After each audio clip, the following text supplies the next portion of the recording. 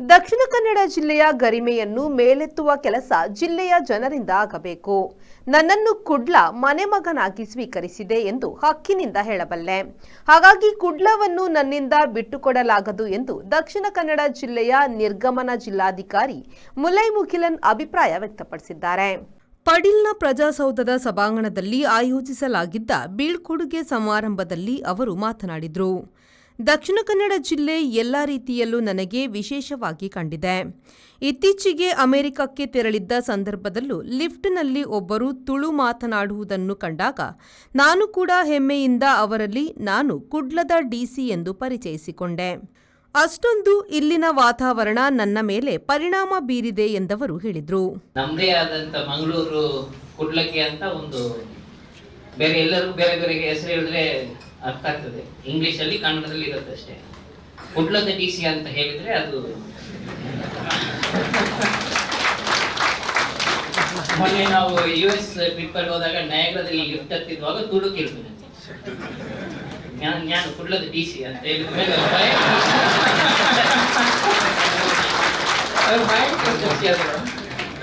So ಆ ರೀತಿ ಒಂದು ಇದು ಇಟ್ಸ್ ಅನ್ ಎಮೋಷನ್ ಅಂತ ಹೇಳ್ಬೇಕು. ಮಂಗಳೂರು ಇಟ್ಸ್ ಅನ್ ಎಮೋಷನ್ ಅಂತ ಹೇಳ್ಬೇಕು ನನಗೆ ಅಟ್ಲೀಸ್ಟ್ ವೈಯಕ್ತಿಕವಾಗಿ. ಆ ರೀತಿ ಇನ್ನೊಂದು ಬರುವಾಗಲೇ ಏನಿತ್ತಂದ್ರೆ ಮಂಗಳೂರಲ್ಲಿ ವರ್ಕ್ ಕಲ್ಚರ್ ತುಂಬಾ ಚೆನ್ನಾಗಿರ್ತದೆ.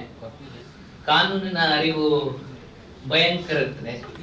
ಬರುವವರೆಲ್ಲರೂ ಕೂಡ ಕಾನೂನನ್ನು ಕರೆಕ್ಟ್ ಆಗಿ ಅವ್ರ ಸಮಸ್ಯೆಗೆ ಸೊಲ್ಯೂಷನ್ ಅಲ್ಲ, ಸೊಲ್ಯೂಷನ್ ಎಲ್ಲಿ ಯಾವ ಕಾನೂನಲ್ಲಿ ಹೇಗೆ ಮಾಡಬೇಕು ಅಂತ ಅವರಿಗೆ ಬರ್ದು ಕೊಡ್ತಾರೆ.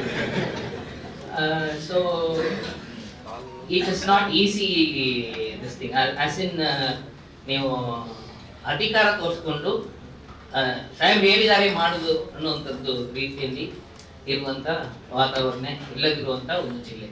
ಮುಖ್ಯ ಅತಿಥಿಗಳಾಗಿ ಜಿಲ್ಲಾ ಪಂಚಾಯತ್ನ ಮುಖ್ಯ ಕಾರ್ಯನಿರ್ವಹಣಾ ಅಧಿಕಾರಿ ಡಾಕ್ಟರ್ ಆನಂದ್, ಅರಣ್ಯ ಇಲಾಖೆಯ ಉಪ ಸಂರಕ್ಷಣಾಧಿಕಾರಿ ಆಂಟನಿ ಮರಿಯಪ್ಪ, ಅಪರ ಜಿಲ್ಲಾಧಿಕಾರಿ ಡಾಕ್ಟರ್ ಸಂತೋಷ್, ಲೇಡಿಗೋಷನ್ ಆಸ್ಪತ್ರೆಯ ವೈದ್ಯಕೀಯ ಅಧೀಕ್ಷಕ ಡಾಕ್ಟರ್ ದುರ್ಗಾ ಪ್ರಸಾದ್, ಮಾಜಿ ಅಪರ ಜಿಲ್ಲಾಧಿಕಾರಿ ಪ್ರಭಾಕರ್ ಶರ್ಮಾ, ಮಂಗಳೂರು ಸಹಾಯಕ ಆಯುಕ್ತ ಹರ್ಷವರ್ಧನ್, ಸ್ಮಾರ್ಟ್ ಸಿಟಿ ಆಡಳಿತ ನಿರ್ದೇಶಕ ರಾಜು, ದಕ್ಷಿಣ ಕನ್ನಡ ಜಿಲ್ಲಾ ಪತ್ರಕರ್ತರ ಸಂಘದ ಅಧ್ಯಕ್ಷ ಶ್ರೀನಿವಾಸ್ ನಾಯಕ್ ಇಂದಾಜೆ, ಮೂಡುಬಿದ್ರೆ ತಹಶೀಲ್ದಾರ್ ಶ್ರೀಧರ್, ಯತೀಶ್ ಬೈಕಂಪಾಡಿ ಹಾಗೂ ಮೊದಲಾದವರು ನಿರ್ಗಮನ ಜಿಲ್ಲಾಧಿಕಾರಿಯವರ ಜೊತೆಗಿನ ಒಡನಾಟವನ್ನು ಹಂಚಿಕೊಂಡರು. ಅಪರ ಜಿಲ್ಲಾಧಿಕಾರಿ ಡಾಕ್ಟರ್ ಸಂತೋಷ್ ಸ್ವಾಗತಿಸಿದ್ರು. ಮಂಜುಳಾ ಶೆಟ್ಟಿ ಕಾರ್ಯಕ್ರಮ ನಿರೂಪಿಸಿದ್ರು. Nagesh Kavoor, V4 news, Mangaluru.